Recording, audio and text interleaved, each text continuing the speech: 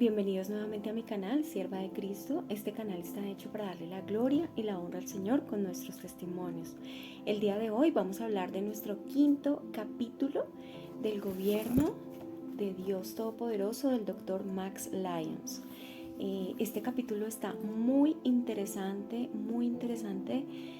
nos habla de muchas cosas, entonces yo te invito a que te quedes conmigo, a que juntos podamos analizar el último capítulo de este libro y si es la primera vez que llegas a mi canal, yo te invito a que te suscribas, a que le des un like, a que actives la campanita para que cada vez que yo suba un nuevo video te llegue a ti la notificación. Bueno, quédate conmigo y juntos vamos a terminar de entender este maravilloso libro a la luz de la palabra de Dios siempre. Porque todo lo que hacemos en este canal lo hacemos para darle la gloria y la honra al Señor. Bueno, bendiciones. Quédate conmigo. Bueno, iniciamos. El capítulo número 5 nos habla de la educación y bienestar. ¿La jurisdicción de quién? Esta es una buena pregunta. ¿De quién será esta jurisdicción? Educación y bienestar. Bueno, analicemos. Educación, responsabilidad de los padres o del Estado. Recordemos el significado de la palabra educación. ¿Ok? Atentos con esto. Apliquemos brevemente el principio tan importante de jurisdicción. Recordemos que jurisdicción es límite a dos áreas de la política pública, la educación y el bienestar. Otra pregunta, ¿de quién es la jurisdicción de los hijos? Muchos responderán sin dudar, del gobierno, por supuesto. Ellos estarán escandalizados y sorprendidos al aprender, por supuesto. Ellos estarían escandalizados y sorprendidos al aprender de acuerdo con la Biblia. Ojo con esto. Muchos estarán sorprendidos que nosotros les enseñemos o les queramos enseñar a nuestros hijos, de hecho, con base en la palabra de Dios, porque este es el manual de vida para los seres humanos. Entonces, ¿qué pasará acá? La educación es la responsabilidad sagrada y exclusiva de los padres, no la función del gobierno. Examinemos estos pasajes bíblicos: Efesios 6:4, Salmo 78, 1:8 y Deuteronomio 6:4-7. Si están viendo cada uno de los versículos con lo que dice cada uno de los textos de la palabra de Dios. A los padres a quienes Dios ha dado la autoridad de enseñar y entrenar a los hijos, ellos pueden delegar parte de esa responsabilidad, pero solo ellos responden ante Dios por la educación y la disciplina de sus hijos. Nosotros somos los responsables como papás de la educación y la disciplina de nuestros hijos. En ninguna parte, ojo con esto, en ninguna parte de las escrituras los gobernantes civiles son autorizados de pagar o supervisar la educación. Al gobierno civil no le pertenece el negocio de la educación, como tampoco debe estar involucrado en el establecimiento de iglesias. De hecho, desde que la educación es por naturaleza teológica, el Dr. Max Lyons, recordemos que él es el autor del libro, él es estadounidense y él, pues por ser de Estados Unidos, allá hay unas leyes que ya están establecidas desde la fundación de ese país. Aquí él dice, ojo con lo que les voy a volver a repetir, dice, de hecho, desde que la educación por naturaleza en Estados Unidos es teológica, tenemos una iglesia estatal, el sistema de educación del gobierno. Ojo con lo que está diciendo él. Necesitamos la separación de la educación y el Estado. El gobierno civil absteniéndose de educar a los niños. Absteniéndose, porque es riesgoso. Algunos lectores no dudan en creer que este autor acaba de hacer algunas afirmaciones falsas y ridículas.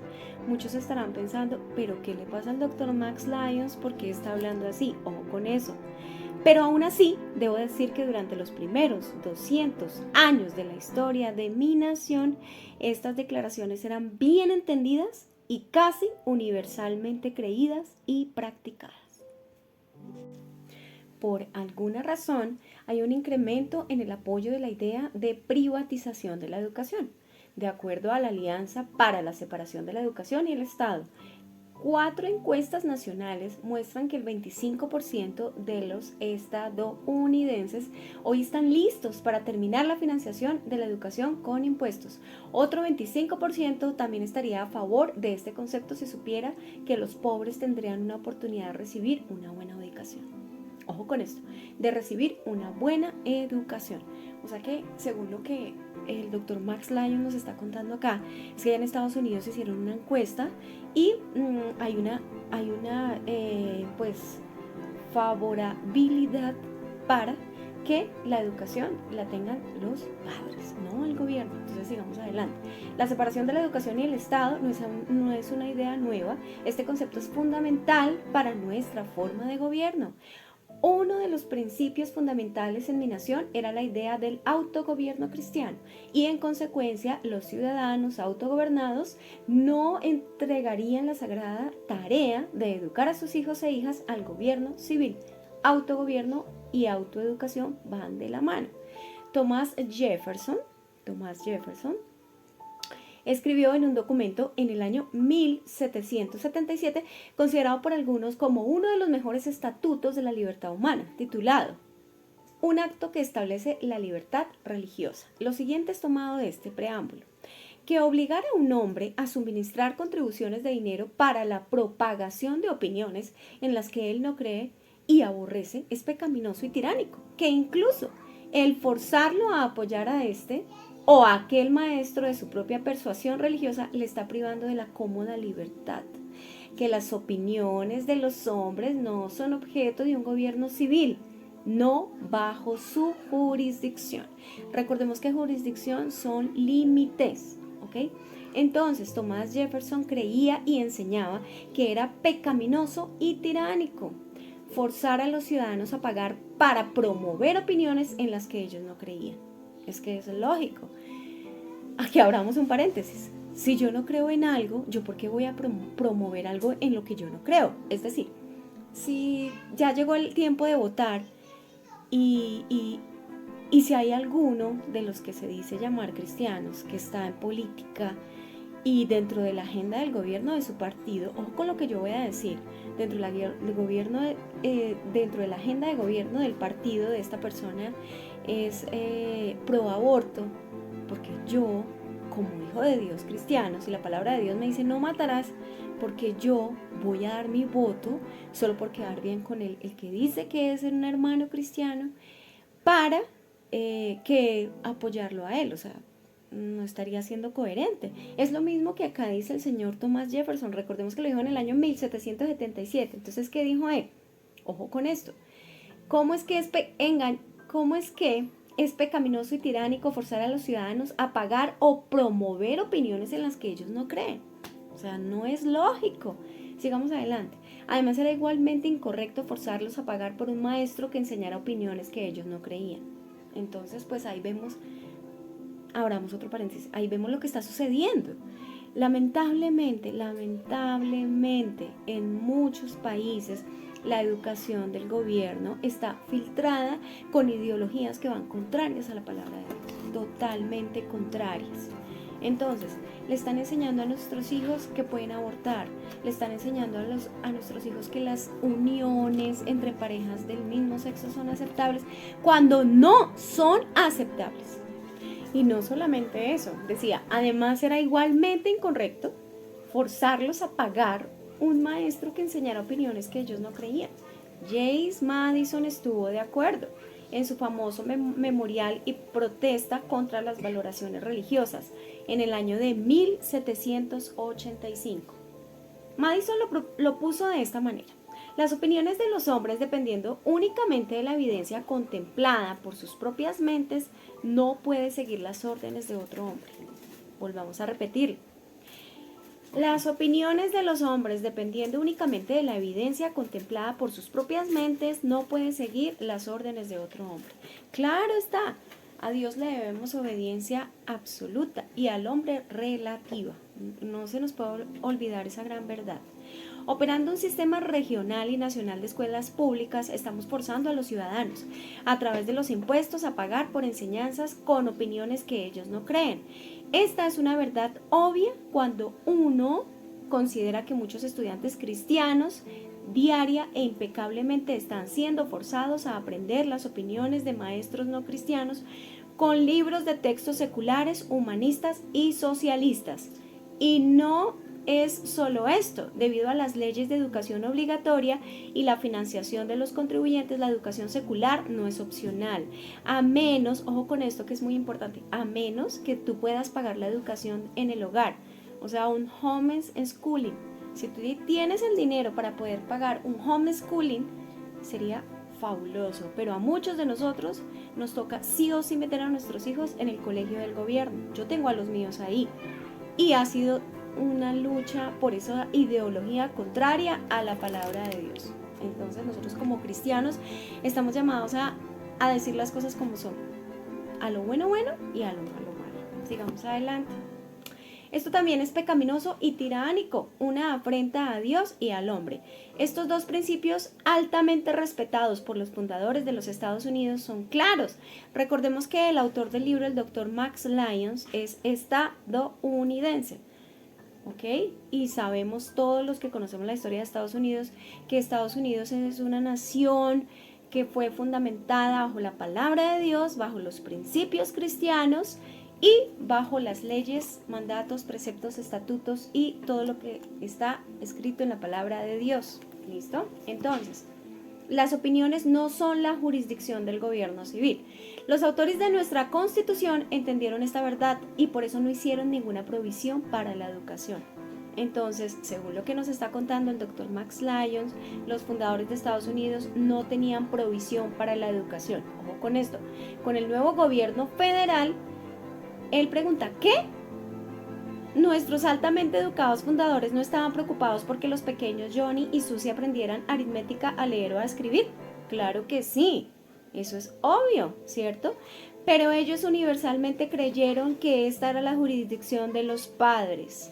Algunos argumentan que la cláusula de bienestar general en la Constitución es el lugar donde nuestros fundadores preveían un rol para el nuevo gobierno en la educación. James Madison refuta esta afirmación. Madison dice en la cláusula de bienestar general de la Constitución, en el artículo primero en la sección 8, en el párrafo 1, no era una vaga concesión de poder que permitiría al gobierno federal tener un rol en la educación. Si el Congreso puede aplicar dinero indefinidamente al bienestar general y son los únicos supremos jueces del bienestar, puede tomar cuidado de la religión en sus propias manos, puede establecer maestros en cada provincia, ciudad y parroquia y tomar el dinero del tesoro público. Pueden tomar en sus propias manos la educación de los niños, estableciendo de la misma manera escuelas en todo el país. Y lamentablemente eso es lo que vemos ahorita a nivel mundial, con el nuevo orden mundial de implementación de todo este movimiento socialista que hay a nivel mundial, no solamente acá en mi país Colombia, sino en todo el mundo. Ese es el modelo socialista, que incluye también la educación. Entonces, ojo con esto.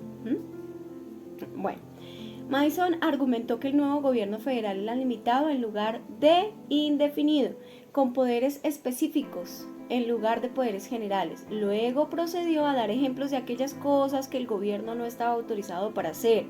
De todos los ejemplos que Madison pudo haber escogido, la eligió la educación, junto con la religión y la regulación de las carreteras.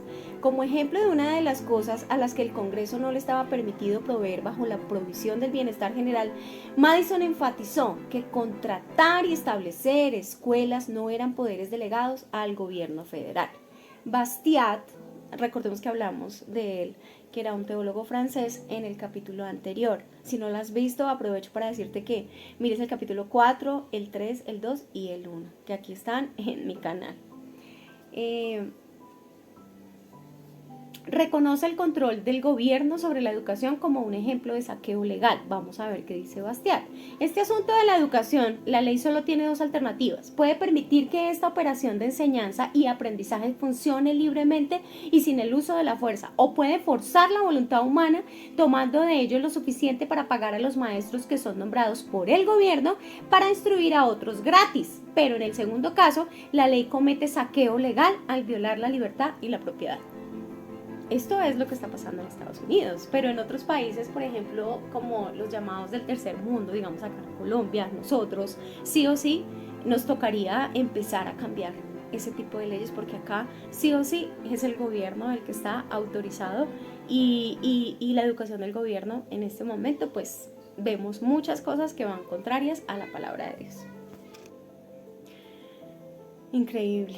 Nosotros debemos desear la mejor situación de aprendizaje posible para todos los niños y esto sería idealmente la privatización completa de la educación. Este deseo no es una locura, maldad o algo peor. Es una conclusión lógica al examinar lo que la Biblia enseña acerca de la educación y la jurisdicción.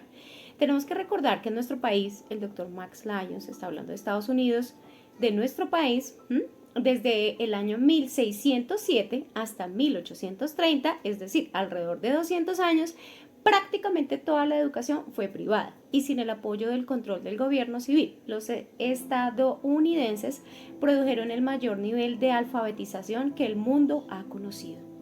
Entonces, pues acá abramos un paréntesis de todo lo que hemos analizado y leído hasta ahora. Es que definitivamente la educación es responsabilidad de los papás, porque si nosotros no estamos de acuerdo con la educación que están brindando a nuestros hijos, lamentablemente nosotros como país tercermundista no tenemos, digamos, como la opción por muchos factores que hay, ¿sí?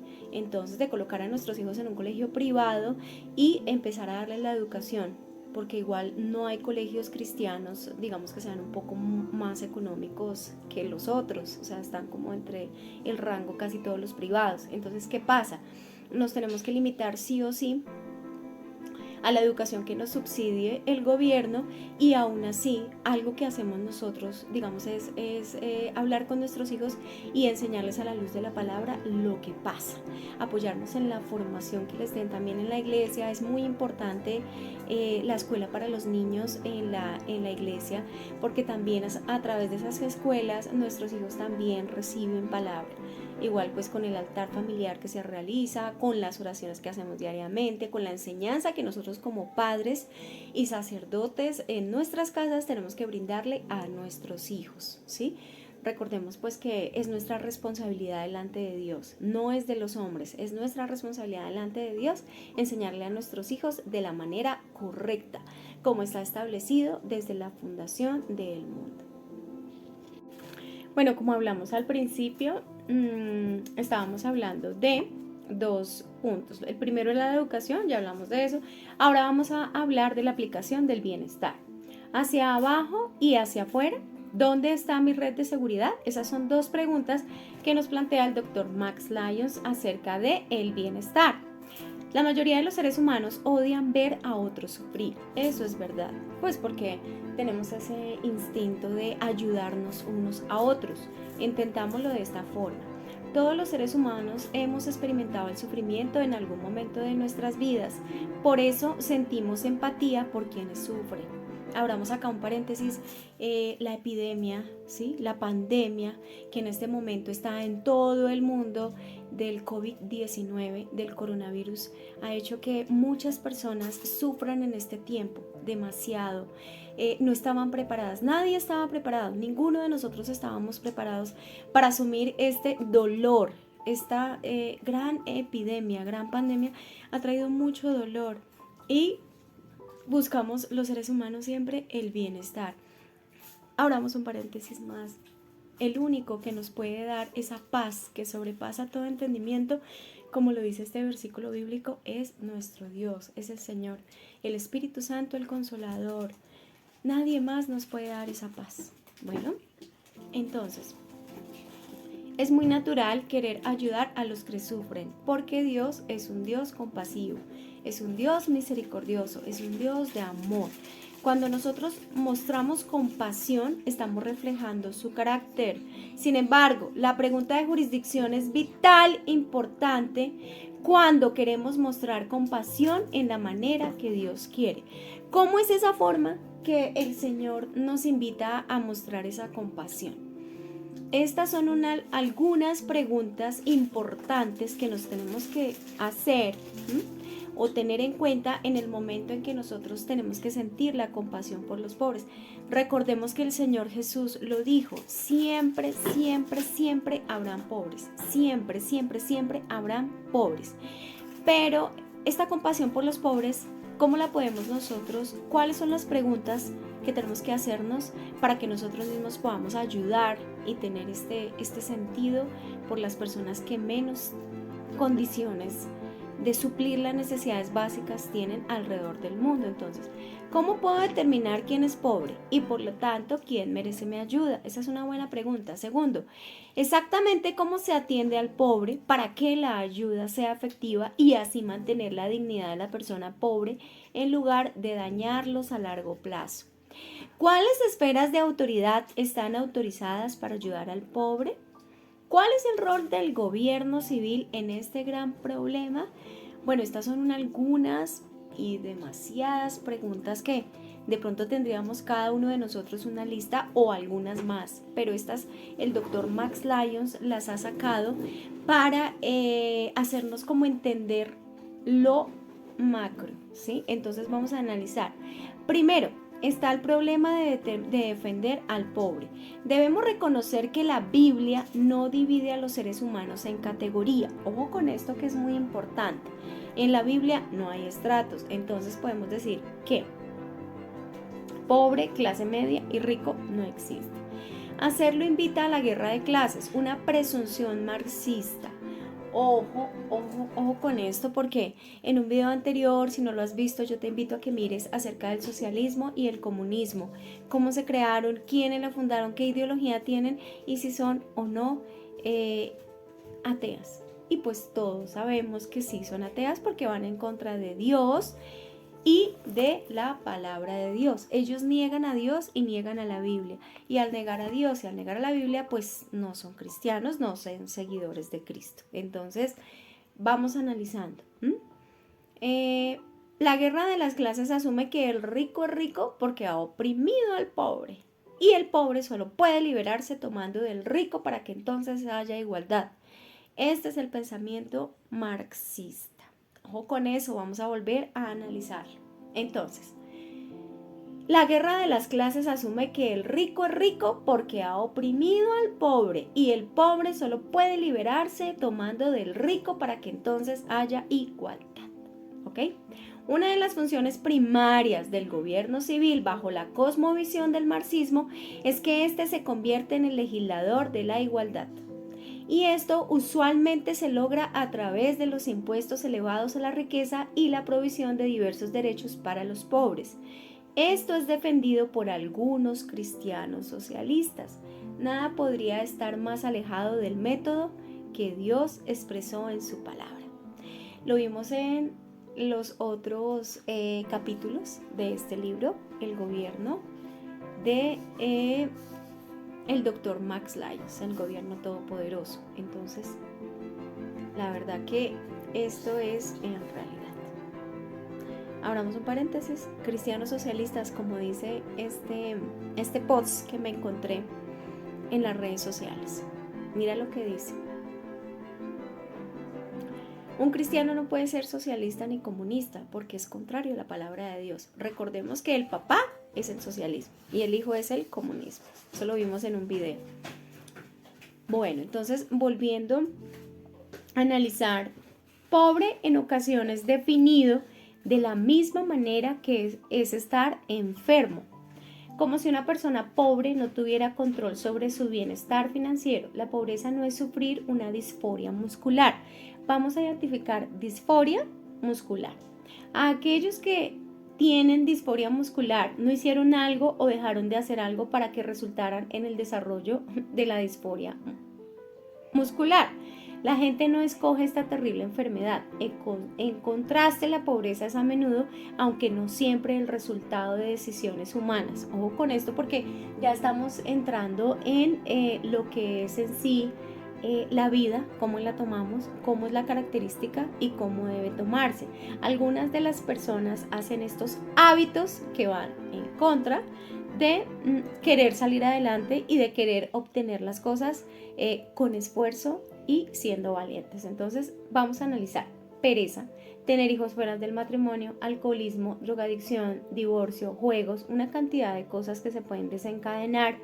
Debemos distinguir y tratar con las raíces de la pobreza, no con el fruto. Entonces tenemos que ir es al fondo, excavar, a ver qué es lo que pasa.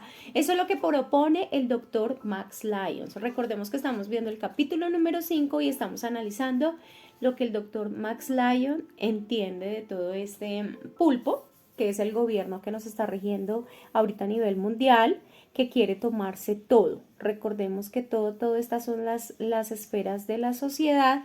Y una pregunta que siempre está acá en el libro y es, si el gobierno toma todo, ¿qué queda para mí? Entonces sigamos analizando. Bueno, entonces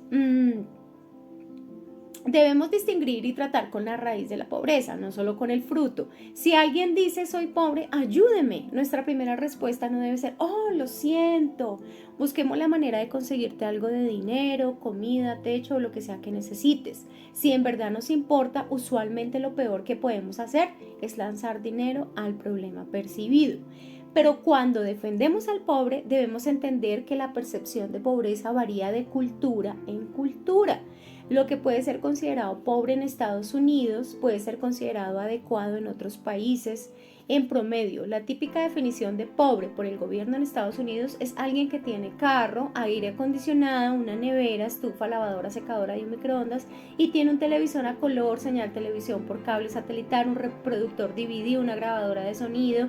Esta persona tiene la posibilidad de obtener cuidado médico, su casa está en buen estado y no está llena de gente.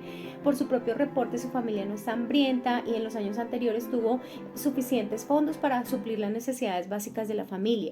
Mientras que la vida de este individuo no es opulenta, está igualmente lejos de las imágenes populares de pobreza extrema transmitidas por la prensa, activistas liberales y políticos. Un buen punto de inicio es considerar que Pablo amonestó teniendo sustento y abrigo, vestido y techo. Estemos contentos con esto, como lo dice Pablo en este versículo bíblico, 1 Timoteo 6:8, y que Dios nos dice que no deseemos ni la pobreza ni la riqueza en Proverbios 30:8. Ojo con eso. Finalmente, un Dios soberano determina la riqueza de los individuos y Él declara que en esta vida siempre habrá pobres y ricos. Dios es quien da poder para tener las riquezas. Jehová empobrece y Él enriquece, abate y enaltece. Esto está en 1 Samuel 2:7. Una guerra contra la pobreza, tan benévola y sublime como puede parecer, es una guerra perdida. Pues el hombre no sabe cuáles son los propósitos de Dios para cada individuo. Eso sí, lo sabemos todos. Porque mis caminos no son vuestros caminos, ni mis pensamientos son tus pensamientos. Esto está en este versículo bíblico. Entonces, ¿qué pasa? También debemos considerar que el peor tipo de pobreza no es la falta material. La pobreza espiritual es mucho peor. O sea, no conocer a Dios es la pobreza más absoluta. Aquí abro un paréntesis y esto es supremamente importante que lo podamos entender. Este famoso actor, el cual ustedes están viendo la foto, ¿cierto? Robert Williams. Este hombre tenía riqueza, tenía fama, tenía éxito, tenía reconocimiento, tenía poder. Había ganado varios Oscars en toda su vida, había recibido aplausos, era reconocido por su talento, pero nada de eso le faltó, nada lo llenó, tenía un vacío en su corazón. ¿Y qué decidió él hacer? Quitarse la vida. Lo menos inimaginable y lo menos impensable lo hizo él. Entonces ahí podemos ver que él realmente era pobre en su corazón, muy pobre, muy pobre, porque no tenía lo único que puede hacernos ricos, que es la palabra de Dios, definitivamente. Recordemos que el reino de Dios no consiste en riqueza, no consiste en tener cosas materiales. El reino de Dios no es de este mundo, pero hermanos cristianos, estamos analizando lo que está sucediendo en nuestro mundo actual. Y como embajadores de Cristo tenemos que hacer dos cosas, lo bueno y lo recto delante de Dios, ¿sí? Delante de Dios. Bueno, sigamos analizando, ya cerré el paréntesis. Muy triste lo que pasó con este hombre, con este personaje, con este actor. De verdad que cuando yo vi esa noticia me impactó tanto que dentro de mí pensé y dije, wow, todo lo que podía imaginarse con sus ojos lo podía tener, y aún así decidió que estaba mal lo que tenía y decidió quitarse su vida. Entonces, pues, wow, bueno, ya cerramos el paréntesis. Entonces, la pobreza espiritual es mucho peor. David declara que es pobre y necesitado en el Salmo 86, versículo 1. Necesita a Dios desesperadamente. La necesidad más urgente para cada hombre y mujer es el Evangelio. Jesús milagrosamente alimentó a una gran cantidad de personas en varias ocasiones, satisfaciendo sus necesidades físicas, pero con el propósito principal de mostrar su poder milagroso para que ellos pudieran creer. Ese era el fin del Señor Jesús con lo que Él hacía, era para que creyéramos, para que creyeran ese tiempo en Él, nosotros pues creer en Él. Muchas veces estaban aquellos que veían con necesidades físicas, y Jesús utilizó su necesidad física para mostrarles su necesidad espiritual. De ahí de la mujer del pozo, ¿cierto? Recordemos lo que nos habla este pasaje. De ahí de la mujer del pozo quisiera que Jesús le diera agua, pero Él le mostró que ella lo necesitaba desesperadamente a Él, porque Él es el agua viviente. Las necesidades en el mundo son abrumadoras. Todas las necesidades en este momento en el mundo son abrumadoras.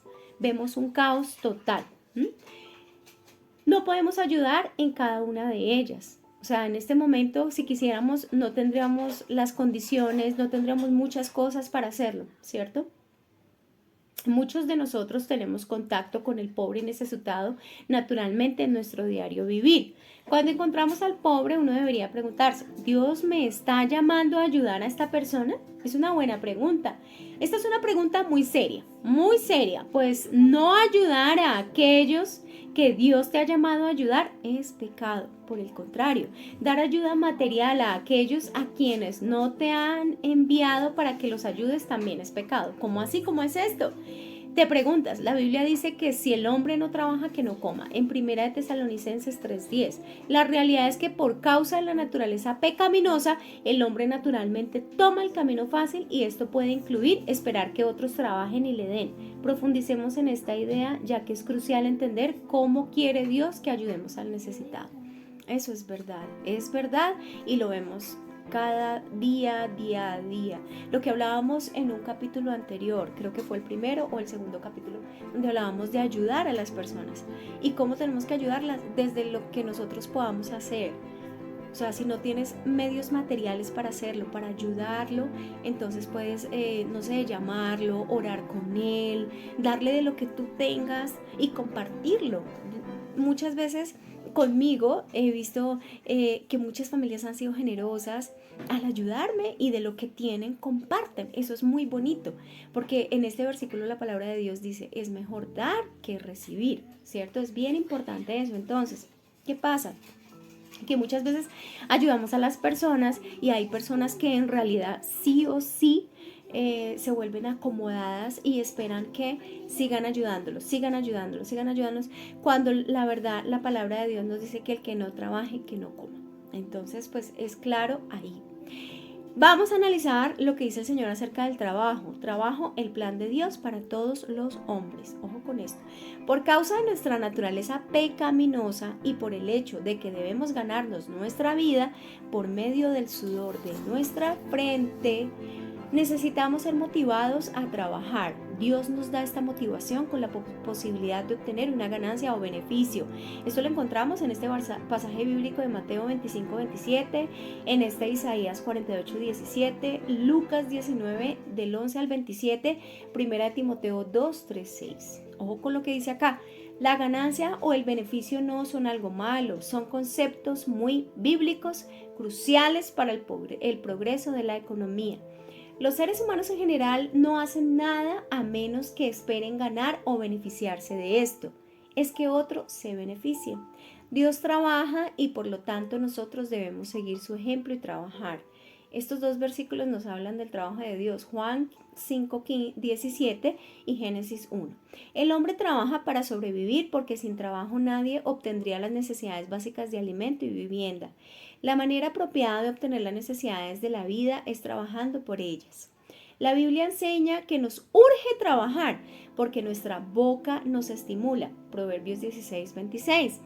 Considera la sabiduría de Dios, ya que los dolores de hambre vuelven de 4 a 6 horas después de comer.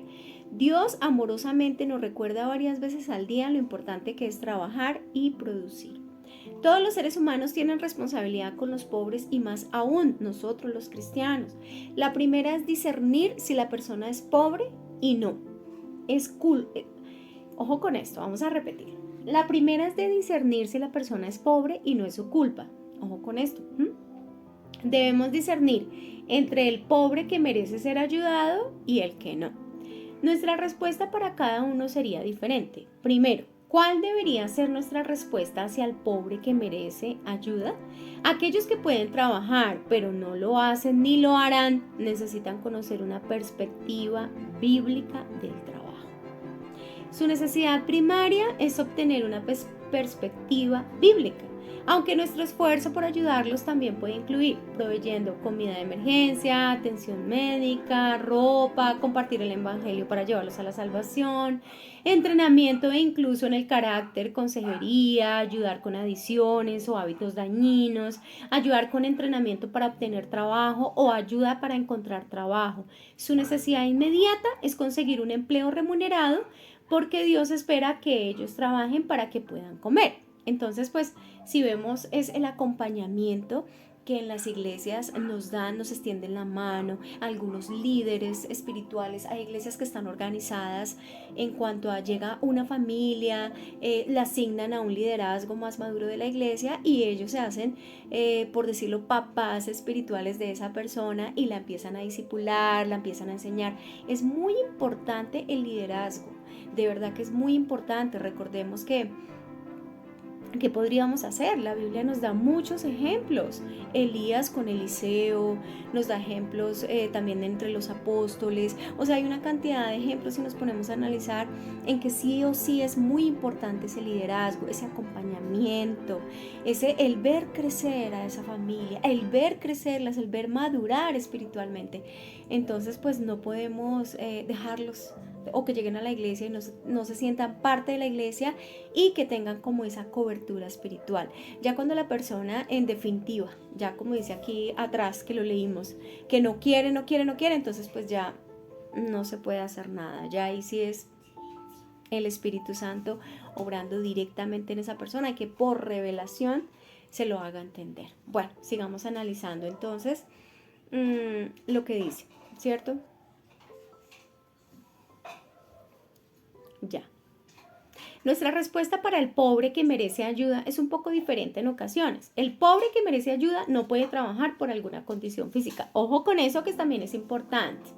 Alguna enfermedad, discapacidad, edad, condición mental, etcétera, etcétera, etcétera. Entonces acá abrimos otro paréntesis. Si de pronto llega una familia, donde hay una familia que tiene alguna persona algún problema psicológico, porque recordemos que tú puedes ver una persona completamente bien, puede ser una persona que tenga, como el caso que hablábamos de Robert Williams, una persona entera que la veía todo el mundo normal, todo el mundo bien, exitoso, con dinero, una cantidad de cosas, pero él tenía un problema aquí, mental.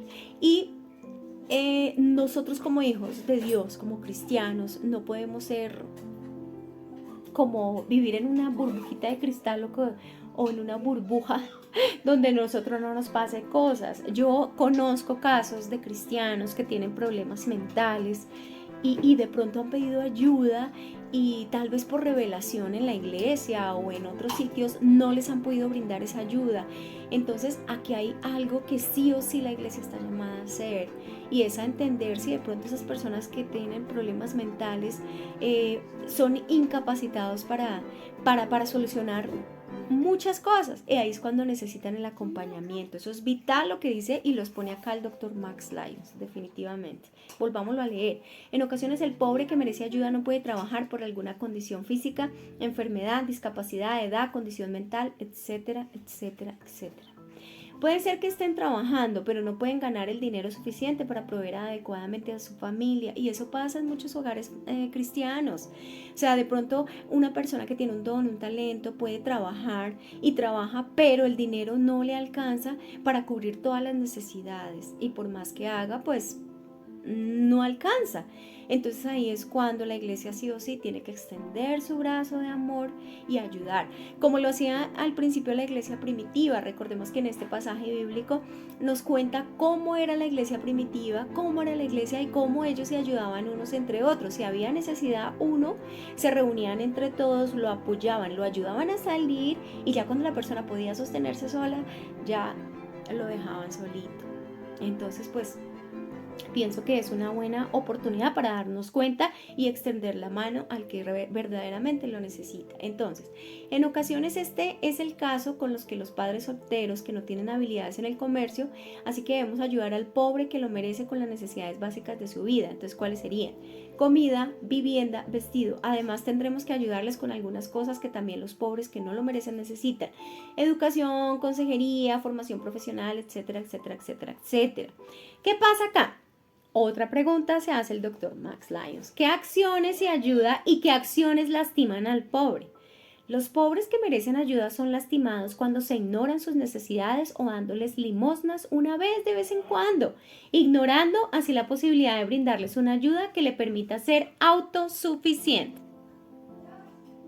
Entonces, el pobre que no merece ayuda es lastimado por las limosnas o ayuda sin discernimiento, que solo les permite eludir el método de Dios para obtener las necesidades materiales para su vida.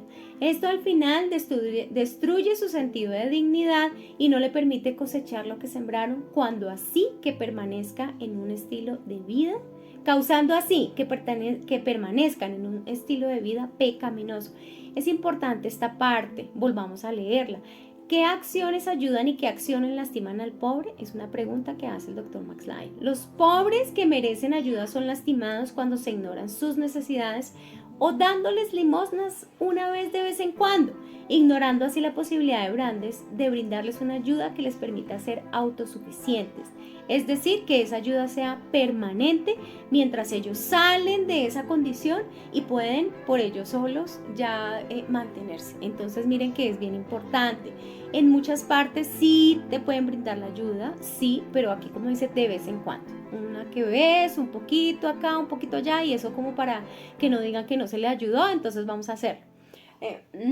Abriendo un poquito el paréntesis, esto hace acordar lo que decía el Señor Jesús. Decía, bueno, tú vienes y que la gente te mire, ay, mira, yo estoy dando la limosna, muy bien, por eso te vas a ganar la recompensa. Pero ojo que esta persona que viene aquí da lo único que tiene.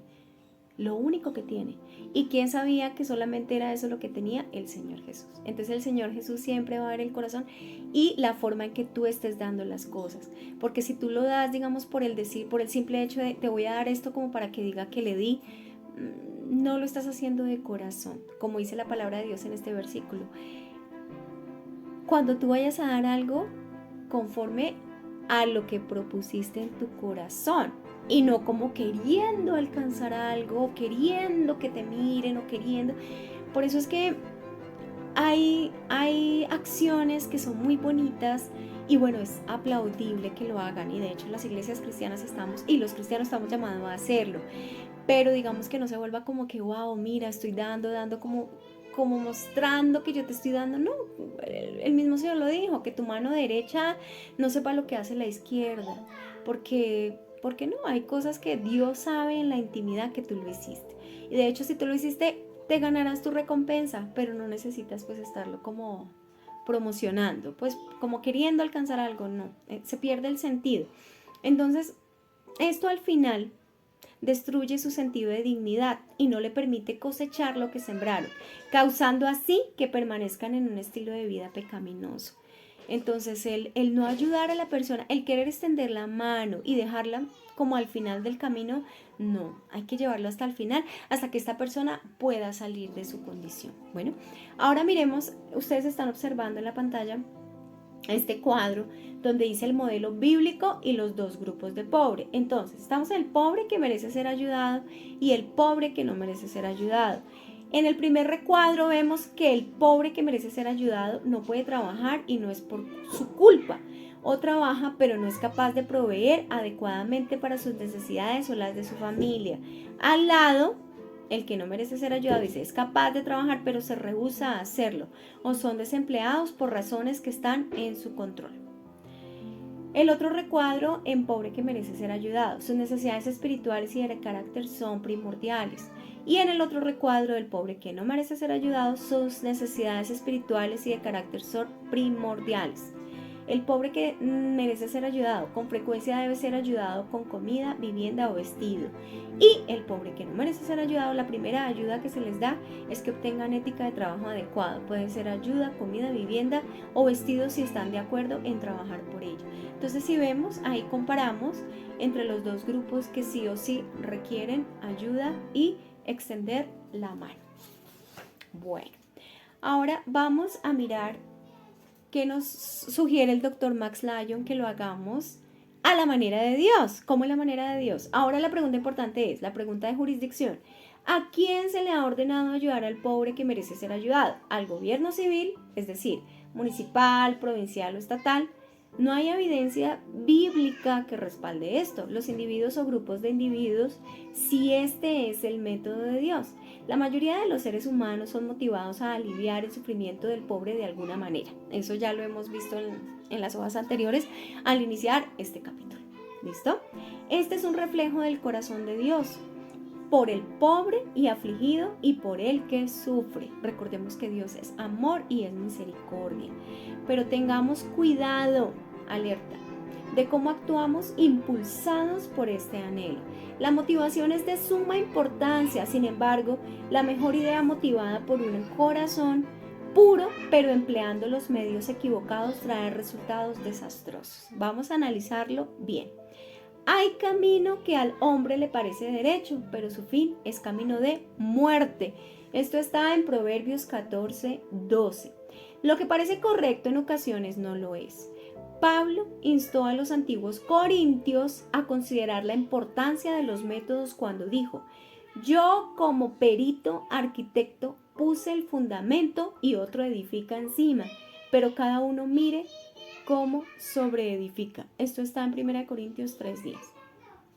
Los israelitas tuvieron una buena idea cuando decidieron tomar el arca de Dios de la tierra de los filisteos y llevarla de regreso a casa.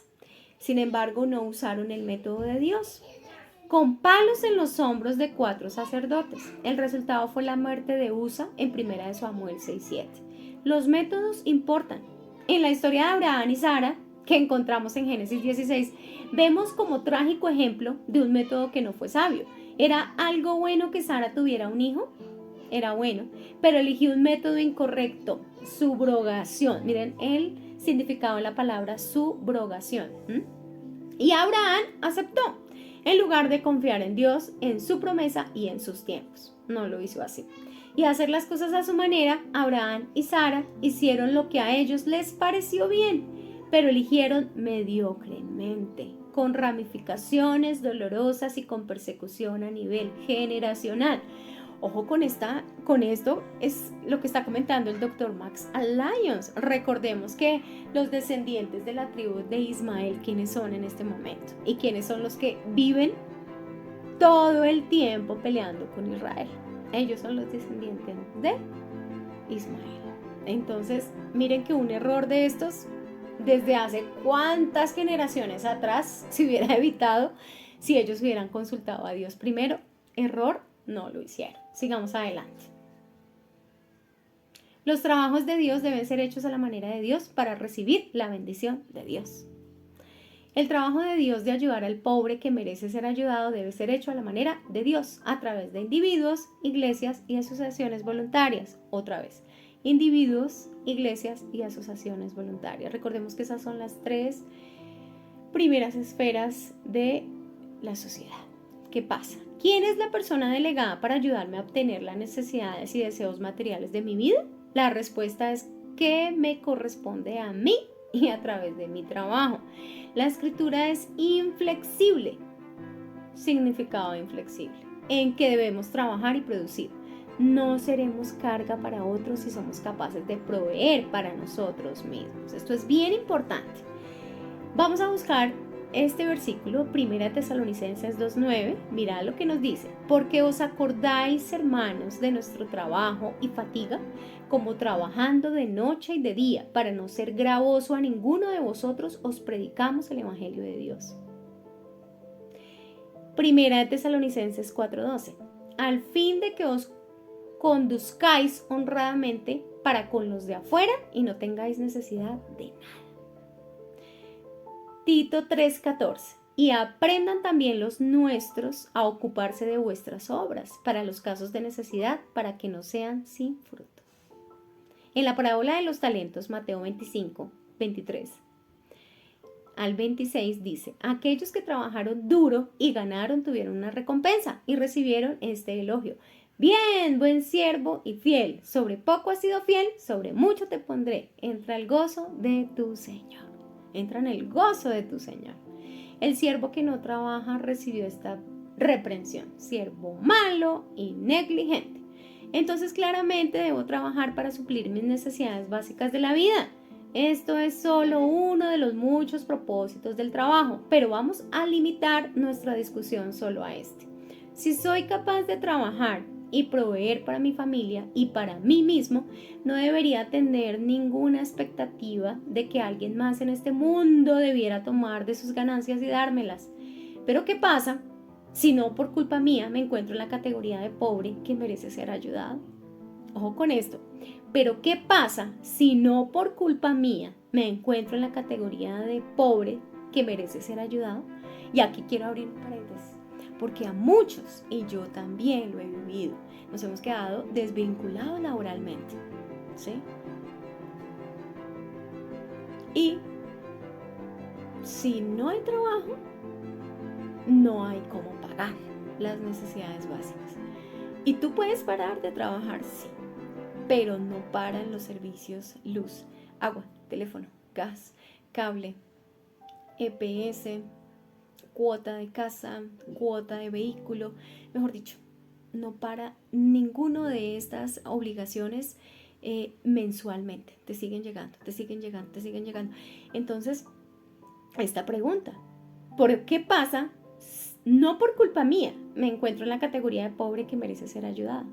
O sea, si no es mi culpa, simplemente desvinculada laboralmente. Entonces, ayuda a los pobres que lo merecen. Ojo con esto, que es bien interesante.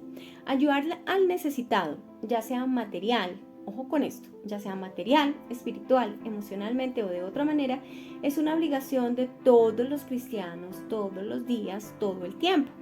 ¿Ok? Todos los días, todo el tiempo. No puedes amar a Dios a menos de que ames a tu prójimo de forma tangible, ¿sí? Las leyes del Antiguo Testamento que gobernaban la nación de Israel revelan los principios de Dios para cuidar a los pobres. A los pobres se les permitía recoger espigas en los campos y en los viñedos. Ojo con esto, a los pobres se les permitía recoger espigas en los campos y en los viñedos. Levítico 19, 9, 10, Levítico 23, 22, Deuteronomio 24, 19. Dios ordenó esta provisión amorosa para ellos. Los cosechadores no debían recoger la totalidad de la cosecha, debían dejar una pequeña parte para que el pobre que estuviera en la capacidad de trabajar pudiera ir al campo y tomar alimento por sí mismo. El diezmo del tercer año debía ser reservado para los pobres y necesitados. En Deuteronomio 14, 28, 29 lo dice. Esto en ningún lado lo hacen. Solamente está escrito en la palabra, pero que ahora se haga muy poco. Entonces acá está la palabra de Dios. Además, las leyes del jubileo en Levítico 25 limitaban que la propiedad familiar pudiera ser arrendada a otros por no más de 50 años, al hacer que las familias que poseían una tierra la devolvieran al propietario original cada medio siglo. permitía que hubiera igualdad de oportunidades para los israelitas de ganar ingresos sin destruir los incentivos económicos de trabajar y producir. A través de estas leyes podemos ver que Dios está interesado por igualdad de oportunidades para todos los miembros de la sociedad. Bien interesante. Dios está interesado por igualdad de oportunidades para todos los miembros de la sociedad. Bíblicamente deberían haber igualdad de oportunidades, no igualdad en la prosperidad material. Es distinto, oportunidades a igualdad de la prosperidad material. En el Antiguo Testamento el énfasis estaba en los individuos satisfaciendo sus propias necesidades y teniendo a la familia como la red de seguridad. De las 613 leyes de la Torá, solo una pequeña parte están relacionadas con el rol de magistrado o gobierno civil. La mayoría requiere que los individuos se gobiernen a sí mismos y a sus familias. En términos de principios de comportamiento y compasión hacia el pobre, Dios juzgó a Israel por fallar en este aspecto, pero la Torá no necesita que el Estado rectifique este fracaso mediante programas de redistribución de la pobreza para los pobres. Según las escrituras, los miembros de la familia son los primeros que están obligados a ayudar a sus parientes. Ojo con esto. Según las escrituras, los miembros de la familia son los primeros que están obligados a ayudar a sus parientes. Vamos a 1 Timoteo 5, 4, 8. Dice: pero si alguna viuda tiene hijos o nietos, aprendan estos primero a ser piadosos para con su propia familia y a recompensar a sus padres, porque esto es lo bueno y agradable delante de Dios. Porque si alguno no provee para los suyos y mayormente para los de su casa, ha negado la fe y es peor que un incrédulo. Toma nota de lo serio que es este mandamiento de cuidar los miembros de nuestra familia. Aquel que se niega a esta responsabilidad es peor que un no creyente. Entra en la categoría de aquellos a quienes Dios echará en el infierno, en lugar de aquellos que serán recibidos en el cielo. En una de las parábolas más conocidas de Jesús, la historia del hijo pródigo, ¿a dónde fue el hijo cuando tuvo celo de los cerdos, de que tuvieran abundancia de comida? ¿A los gobernantes de la ciudad o del país? No, él regresó a su casa, se arrepintió de sus acciones y actitudes necias y se reconcilió con su familia. En Lucas 15, 16 la escritura dice que en su hambre extrema nadie le dio nada. Es bueno que esto fuera así, porque su mayor necesidad no era de comida, sino de una buena relación con Dios y los miembros de su familia. El hijo pródigo demuestra por qué debemos discernir entre pobre que merece ser ayudado y quien no lo merece por su propio bien. Las escrituras ordenan a los individuos que ayuden a aquellos fuera de nuestra familia. Alarga su mano al pobre y extiende su mano al menesteroso. Proverbios 31, 20. Si un hermano o una hermana están desnudos y tienen necesidad del mantenimiento de cada día, y alguno de vosotros les dice: id en paz, calentados y saciados, pero no les dais las cosas que son necesarias para el cuerpo, ¿de qué aprovecha? Así también la fe, si no tiene obras, es muerta en sí misma. Santiago 2, 15, 17. Que hagan bien, que sean ricos en buenas obras, dadivosos, generosos. 1 Timoteo 6, 18. No es que apartas tu pan con el hambriento y a los pobres errantes albergues en su casa, que cuando veas al desnudo lo cubras y no te escondas de tu hermano. Isaías 58, 7. Pero no faltará menesteroso en medio de la tierra. Por eso yo te mando diciendo: abrirás tu mano a tu hermano, al pobre y al menesteroso en tu tierra. Deuteronomio 15, 11. Algunos dirán: ¿y qué de los necesitados que merecen ayuda y no tienen parientes de sangre o familiares que por diferentes circunstancias puedan ayudarlos? Su red de seguridad no existe. En este caso, la siguiente red de seguridad es la iglesia. En 1 Timoteo 5 leemos que la iglesia debía cuidar de las viudas. Habían cualidades para aquellos que eran ayudados por la iglesia. Por lo menos tener 60 años, haber estado casado una vez y tener un buen carácter. A las viudas jóvenes se les negaba la ayuda, no sea que aprendieran a ser ociosas. Obviamente a las viudas jóvenes a las que se referían eran capaces de trabajar y por lo tanto proveer para ellas mismas. Además de la iglesia, que actúa como una red de seguridad secundaria para los pobres que lo merecen, hay alrededor de 1 millón de organizaciones sin fines de lucro en nuestra generosa nación. el doctor Max Lyon habla pues de Estados Unidos. La mayoría de estas están satisfaciendo las necesidades del pobre, de quienes no tienen hogar, adictos, abusados, heridos. Hay 450,000 iglesias en Estados Unidos. Si todas estas iglesias tomaran en serio su rol de ayudar al pobre que lo merece, todas las necesidades serían cubiertas por las autoridades apropiadas en la manera apropiada. Esto puede lograrse si el gobierno civil, sin numerosos programas de asistencia social fracasados y sin sus derechos emocionalmente paralizantes. En ocasiones nos referimos al gobierno civil como nuestra red de seguridad. Bíblicamente nada podría estar más lejos de la verdad. O sea, es un error. Nuestra familia es nuestra red de seguridad. La iglesia es una red de seguridad secundaria. Este es el diseño de Dios para aquellos que están buscando ayuda material, sean saciados en su necesidad más profunda, la necesidad de un Salvador. Las asociaciones voluntarias funcionan como red de seguridad secundaria. El gobierno civil no es parte de la red de seguridad, sino que está hecho para protegernos de los malhechores y de quienes quebrantan la ley. ¡Wow! Queda uno sorprendida con todas estas revelaciones y con toda la información que nos da el doctor Max Lyon. Hoy el tema está un poco más largo de lo habitual, pero sigamos adelante porque está muy interesante. El modelo estadounidense de los inicios. Muchos estadounidenses poseen un conocimiento débil de la historia, incluso de la historia de nuestra nación. Para algunos la historia antigua es cualquier época antes de que ellos nacieran, por decir, de los años 1950 a 1970. Esto se convierte en un problema real cuando se abordan cuestiones de política pública como el gobierno de bienestar. Tendemos a creer que la manera en la que son las cosas es como siempre han sido. Para muchos es difícil imaginar un mundo sin bonos de comida, imagínense. Programa de ayuda alimentaria a mujeres, niños e infantes, vivienda pública, cuidado de la salud gratuito, seguridad social, beneficios para el desempleado discapacitado y una gran cantidad de otros derechos locales, estatales y federales. En realidad, antes de la Gran Depresión, el bienestar del gobierno no era la norma. Antes del año 1930 las familias tomaban cuidado de sí mismas. Punto. La red de seguridad.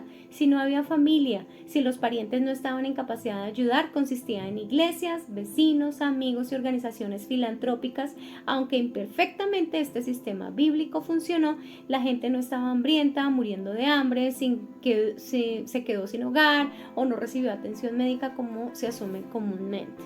En nuestra nación libre, el bienestar totalmente privado era la norma y funcionaba sin quebrar a los contribuyentes ni arruinar a los gobiernos locales, provinciales y nacionales. No tenemos que buscar mucho para descubrir gente que practicó el modelo bíblico de caridad. Los estadounidenses lo hicieron por alrededor de 2 siglos, desde su fundación hasta el año 1800.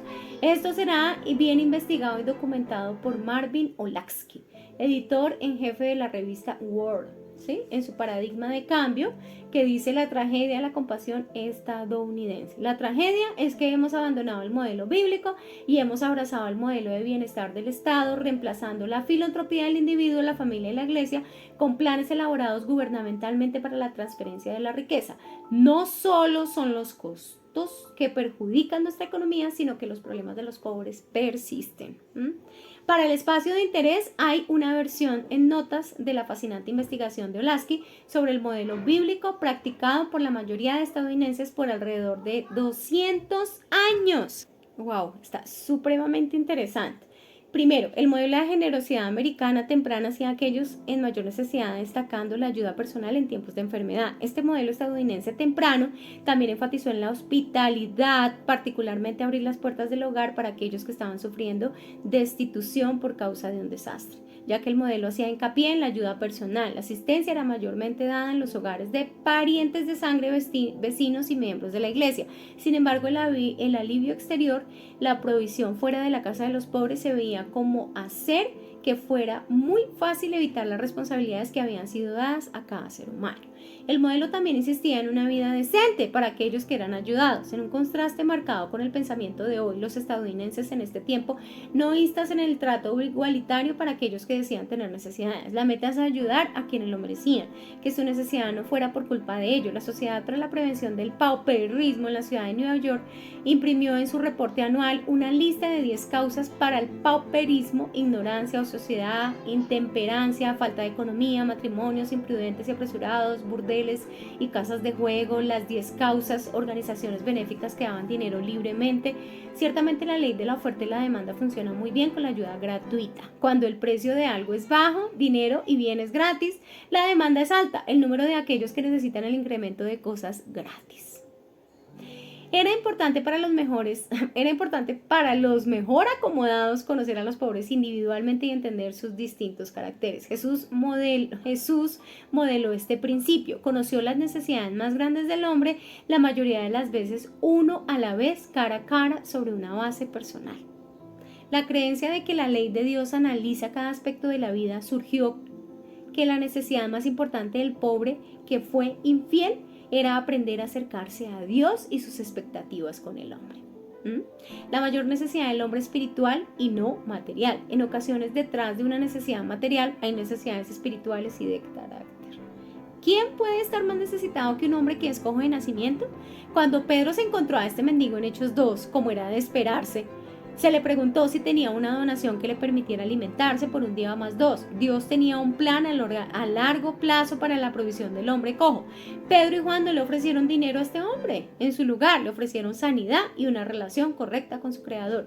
Ahora que el hombre ya no era cojo, era capaz de trabajar y proveer para sus propias necesidades. Porque recordemos que él le pidió fue monedas. Le dijo que si tenía una moneda, que si tenía dinero. Y ellos le dijeron, no tenemos dinero, pero de lo que tenemos te doy, se sano. Y ahí fue cuando lo sanó. Tremendo. Un énfasis en la retención de la caridad en ocasiones era costumbre dividir a los pobres en dos clases. Primero, el pobre impotente, en la cual se incluyen todas las denominaciones que son totalmente incapaces de trabajar a través de la vejez, la infancia, la enfermedad o la debilidad corpórea. Los pobres capaces, esa es la segunda, en esta denominación están incluidos todos los que son capaces de trabajar de alguna naturaleza u otra. ¿Cuándo se retendrá la caridad? Cuando un hombre o una mujer capaz se niega a trabajar. La ayuda directa no se le daba a individuos que estaban en necesidad por comportamientos pecaminosos como alcoholismo, uso de drogas, inmoralidad, juegos, etcétera, etcétera, etcétera. El amor firme, como diríamos hoy, era enfatizado para los alcohólicos o aquellos con carácter pobre que se rehusaban a trabajar. Las ciudades construyeron casas de trabajo. El propósito de la casa de trabajo era reformar el carácter porque así el pobre capaz pudiera volver a entrar en la sociedad como un miembro productivo. Se consideraba pecado dar ayuda cuando lo que se necesitaba era amor firme a aquellos que daban ayuda material sin requerir ni siquiera algo mínimo. Como retorno eran considerados como una amenaza a la verdadera compasión, como aquellos que daban la espalda a sus vecinos y hermanos. ¡Wow! ¡Qué tremendo! El principio de lucha contra la pobreza antes de 1800 fue un énfasis de las relaciones familiares. Nada que pudiera contribuir a la desintegración de las familias o a la pérdida del papel central de la familia como apoyo a sus miembros era lo que se alentaba. Se esperaba que los miembros de la familia fueran los primeros en responder al pobre que lo merece. Las iglesias y las asociaciones voluntarias se aseguraban de que los parientes fueran los primeros en ayudar antes de asistir al pobre. La ayuda nunca era en forma monetaria, sino en especie: comida, carbón, ropa. La propiedad principal era ayudar al necesitado a encontrar un trabajo. Las organizaciones en contra de la pobreza tenían nombres como la Sociedad para fomentar la industria y dar empleo a los pobres, surgiendo así que tan serio es para ellos el trabajo, pues no era algo opcional de vida. Este modelo bíblico funcionó muy bien, entonces ¿por qué abandonarlo? Como la erosión de otras ideas bíblicas, esto no sucedió rápidamente, sino lentamente a medida que los estadounidenses abandonaron gradualmente los principios bíblicos. Padre nuestro que estás en el cielo, danos hoy el pan de cada día.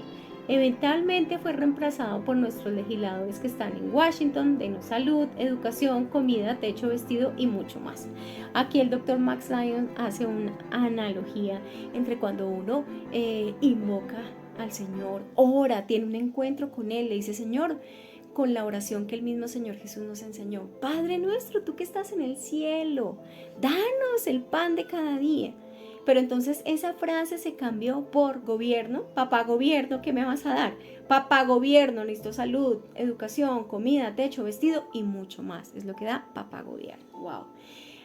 Aquí en esta imagen que estás viendo hay dos modelos para dar caridad: el bíblico y el antibíblico. Vamos a leerlo rápidamente. El bíblico: ayuda personal, un conocimiento del individuo a quien estás ayudando. El antibíblico: ayuda impersonal a través de burócratas. Bíblico: aborda problemas de carácter. Antibíblico: no hay consideraciones a las decisiones en el estilo de vida y el carácter. Bíblico: priman los asuntos espirituales. Antibíblico: priman las necesidades físicas y se ignoran los asuntos espirituales. Bíblico: tanto diferente para quien merece ayuda y quien no la merece. Antibíblico: no existen tales categorías. Bíblico: no subsidia comportamientos pecaminosos. Antibíblico: premia el comportamiento pecaminoso, hijos fuera del matrimonio, unión libre, bueno, una cantidad de cosas. Bíblico: requiere que los miembros de la familia sean la red de seguridad. Antibíblico: no hay obligación de los miembros de la familia para que brinde ayuda. Como vemos, este cuadro es demasiado claro con todo lo que está pasando en el mundo, y es lo que vemos ahorita, el orden que es antibíblico, ¿no? Lejos de Dios. Bueno, ya entrando en materia, vamos a ver el último tema de nuestro libro, que es el rol del gobierno civil. Finalmente, queda el gobierno civil con sus aparentes recursos limitados para asistir a todos los necesitados. ¿Debería ser el primero en responder? ¿Debería ser el último recurso a la red de seguridad? Pues ninguno de estos. No debería tener ningún rol como proveedor. Como vimos, ninguno de estos no debería tener ningún rol como proveedor. Debería asegurarse de que todos, incluyendo los pobres, no sean oprimidos ilegalmente. El gobierno civil tiene un rol importante en asegurarse de que haya justicia económica para todos, incluyendo a los pobres. En Proverbios 29:14, si hace esto, los miembros de la familia, las iglesias y las asociaciones voluntarias estarán mejor equipadas para hacer el bien a todos los hombres. Recordemos que mientras intentamos delegar nuestra responsabilidad de amar al prójimo al gobierno civil, el gobierno civil nunca puede ayudar al pobre. ¡Nunca! Solo puede forzarnos a ti y a mí a hacerlo a través de cobrar impuestos a los individuos, tomando una generosa porción de los costos administrativos y distribuyendo el resto. Este método se burla de 2 Corintios 9:7, donde dice: Dios ama al dador alegre. El dar coaccionado nunca puede cumplir con este mandamiento. Bajo la ley mosaica no había ninguna sanción por descuidar a los pobres. Ciertas responsabilidades formaban parte de la ley moral, no de la ley civil. Por ejemplo, diezmar, amar, rescatar a alguien en peligro con respecto a la ayuda de los pobres. Bueno, como estábamos viendo, entonces se burla 2 Corintios 9:7. Dios ama al dador alegre. El dar coaccionando nunca puede cumplir con este mandamiento. Bajo la ley mosaica no había ninguna sanción por descuidar a los pobres. Ciertas responsabilidades formaban parte de la ley moral, no de la ley civil. Por ejemplo, diezmar, amar, rescatar a alguien en peligro. Con respecto a la ayuda de los pobres, el deber era gobernado exclusivamente por el amor. Deuteronomio 15:7-11 y Levítico 25:35-39. Hay muchas cosas que el gobierno puede hacer para ayudar a los ciudadanos económicamente, incluyendo al pobre. Aquí hay 3 de ellas, como lo menciona el doctor George Grant. Vamos a nombrar estas 3. La primera es eliminar las leyes del salario mínimo. Contrario al entendimiento popular de que esto es un beneficio para los trabajadores que reciben muy pocos ingresos, este tipo de leyes causan alto desempleo entre los trabajadores poco calificados. Si los empleadores se ven obligados a pagar salarios más altos, no podrán emplear a nadie que considere que no merece este salario alto. Este grupo por lo general incluye trabajadores jóvenes que no tienen experiencia y habilidades. Deberíamos permitir que el libre comercio determine los precios y los salarios. El segundo, reducir la regulación de negocios y licencias, mantenerlos al mínimo para fines de seguridad pública. La regulación excesiva y la concesión de licencias son perjudiciales para los pobres porque hacen que sea muy costoso llevar a cabo negocios como vender, importar, vender, transportar basura, conducir un taxi, manejar un camión, reparar y construir. Dejar de subsidiar la industria, deja que el libre comercio premie a quienes lo merecen y cause dificultades a quienes malgastan. Son ineficientes y no producen los mejores bienes y servicios a los precios más bajos. Una pregunta, ¿qué es lo que el gobierno civil nunca debería hacer? Ojo con esto, no debe convertirse en un proveedor directo de ningún bien o servicio para los ciudadanos. Sin embargo, muchos hoy día abrazan la perspectiva socialista de robar de los ricos y darlo a los pobres. Lastimosamente, la nueva definición de libertad abrazada por muchos es libertad de necesidad.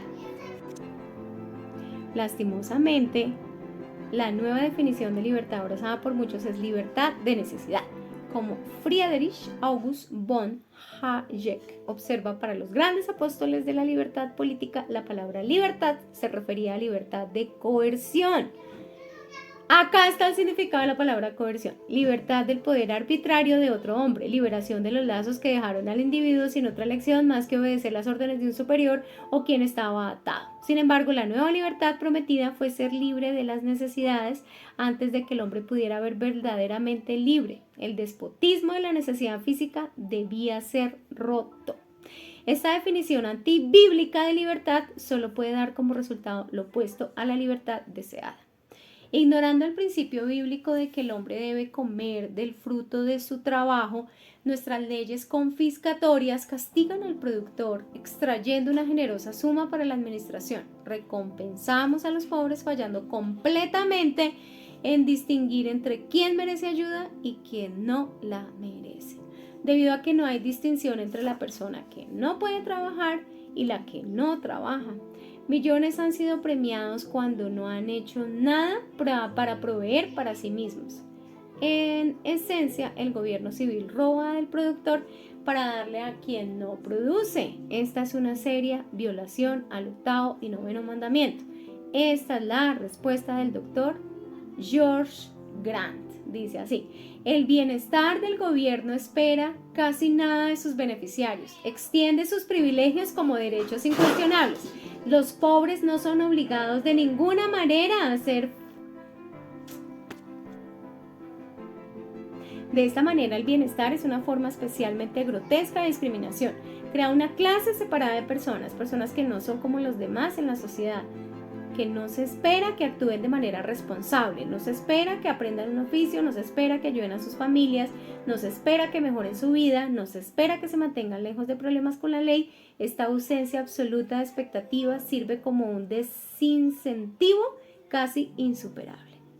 Pues más claro, no pudo haberlos puesto mejor el doctor George Grant.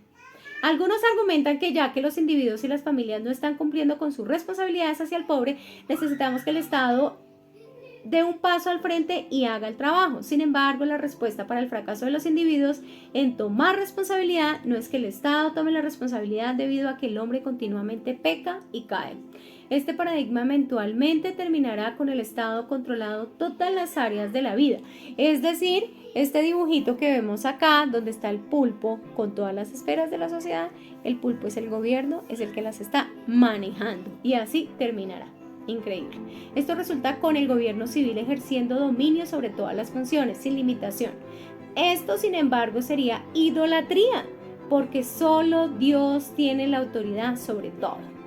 Steve Pierce, misionero internacional y director de la Fundación Kuiper, acertadamente observa, ojo con lo que va a decir este señor: la libertad no es barata. Podemos enfrentar las consecuencias de pecado y el fracaso como hombres libres, o podemos vendernos a esclavitud del Estado predestinado todopoderoso. Requerir que el Estado entre cada vez que el hombre falla es idolatría al Estado. es requerir que el Estado salve a la raza humana de las consecuencias del pecado y del fracaso. Eso es inevitable. Eso llevará a la regulación del Estado sobre cada aspecto de la vida del hombre. Es el rechazo a la providencia de Dios y la preferencia de que el Estado controle sobre la vida del hombre. En resumen, esto es atribuir el rol de Dios al Estado y por lo tanto es una forma de idolatría. ¡Claro que sí! Increíble, pero así es una idolatría, porque se está cambiando todo lo que el Señor dejó establecido en su palabra y se está haciendo lo que el hombre quiere hacer. Lejos sin Dios y sin su ley. Vamos a ver entonces en resumen el caso de la caridad privada individual y contra la caridad gubernamental para hacerse de la siguiente manera. Ojo con esto. El dinero para aliviar a los que están en dificultades es limitado y por lo tanto debe gastarse con cuidado. El dinero gastado por la caridad privada es administrado mucho más cuidadosamente que los ingresos fiscales gastados por los burócratas del gobierno. El dinero debe darse a aquellos con necesidades legítimas. La caridad privada es capaz de discernir entre quién puede y quién no puede trabajar.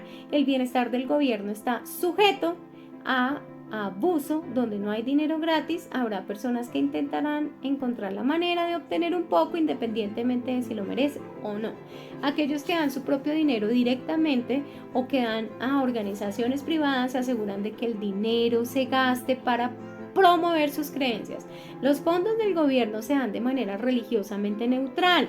Los fondos dados por cristianos deben ser dados a través de un método que ministre a la persona en su totalidad. En ocasiones los pobres tienen necesidades financieras y necesidades de carácter de espíritu y emocionales aún mayores. El gobierno no está equipado para suplir las necesidades del carácter del espíritu de las emociones.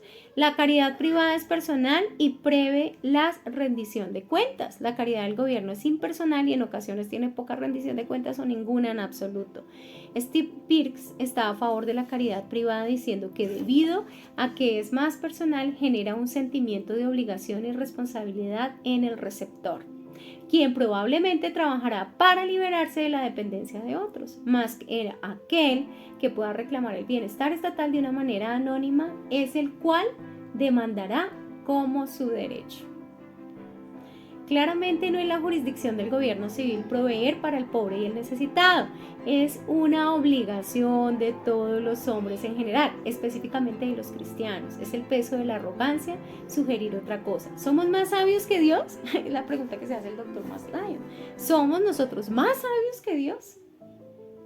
Algunos argumentan que dejar esta obligación a los individuos, familias, iglesias u organizaciones voluntarias no es adecuado.